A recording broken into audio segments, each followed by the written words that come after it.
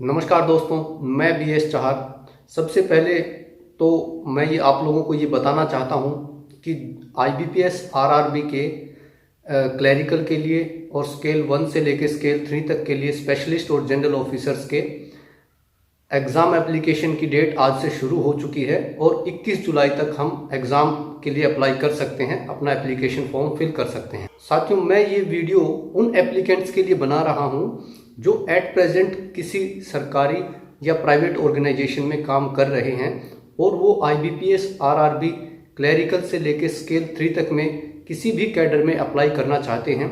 उन साथियों को मैं एक एडवाइस करना चाहता हूँ और ये एडवाइस मेरा जो रिसेंट में अभी CRP 9 में जो IBPS PO और क्लैरिकल के साथी जो रिक्रूट हुए हैं, जिनकी DV अभी पेंडिंग है, तो वेरियस जो YouTube चैनल्स पर जो सवाल पूछ रहे हैं उनके बेस पे मैं आप लोगों को यहाँ कुछ बहुत इम्पोर्टेंट बात बताना चाहता हूँ। साथियों, वो सबसे इम्पोर्टेंट बात ये है कि अगर आप किसी भी ऑर्गेनाइजेशन में काम कर रहे हैं तो आपको एग्ज़ाम एप्लीकेशन के टाइम पे अपने ऑर्गेनाइजेशन में ये इन्फॉर्म करना ज़रूरी है कि आप इस एग्ज़ाम के लिए अप्लाई कर रहे हो। अगर आप अभी अप्लाई नहीं करते तो आगे जाके दो केस हो सकते हैं कि आपका ये एग्ज़ाम क्लियर नहीं होता है तो कोई बात ही नहीं है, लेकिन अगर आपका एग्ज़ाम क्लियर हो जाता है तो फिर अगर आपको इंटरव्यू के लिए बुलाया जाता है तब आपको डिपार्टमेंट की तरफ से NOC लेनी पड़ती है। अगर वो NOC आपने अभी ले ली है तो तब आपको डिपार्टमेंट बड़े आराम से NOC दे देता है इंटरव्यू के लिए अपेयर होने के लिए। लेकिन अगर अभी आपने NOC नहीं ली तो हो सकता है बैंक तब आपके लिए प्रॉब्लम क्रिएट करे। लेकिन मान लीजिए कि ना तो आपने एग्ज़ाम फिल करते हुए आपने NOC ली और इंटरव्यू भी आप बिना NOC लिए दे के आ गए, तो उस केस में जब आपका सिलेक्शन हो जाता है और आप बैंक में रिज़ाइन करते हैं, उसका रीज़न डालते हैं कि मेरा इस ऑर्गेनाइजेशन में सिलेक्शन हुआ है, तो मेरा यकीन मानिए कि अगर आप प्राइवेट ऑर्गेनाइजेशन में हैं तब हो सकता है आपको बहुत ज़्यादा प्रॉब्लम ना आए। लेकिन आप किसी भी PSB, PSU या किसी और गवर्नमेंट ऑर्गेनाइजेशन में हैं, चाहे वो स्टेट गवर्नमेंट का हो या सेंट्रल गवर्नमेंट का हो, तो आपको बहुत बड़ी प्रॉब्लम का सामना करना पड़ सकता है। क्योंकि ये हम लोगों के लिए मैंडेटरी है कि जब हम प्रेजेंट में कोई सर्विस कर रहे हैं और उसके साथ साथ चाहे कोई हम स्टडी परस्यू करते हैं या चाहे हम किसी जॉब के एग्ज़ाम के लिए अपेयर होते हैं, तो हमें अपने करंट एम्प्लॉयर को, अपने करंट ऑर्गेनाइजेशन को बताना और उसकी NOC, उसकी परमिशन लेना बहुत ज़रूरी है। अगर हमने NOC नहीं ली तब हमारे ऑर्गेनाइजेशन इसी चीज़ को बेस बना के अगर हम रिज़ाइन करते हैं तो वो हमारे रेजिग्नेशन को रोक सकता है।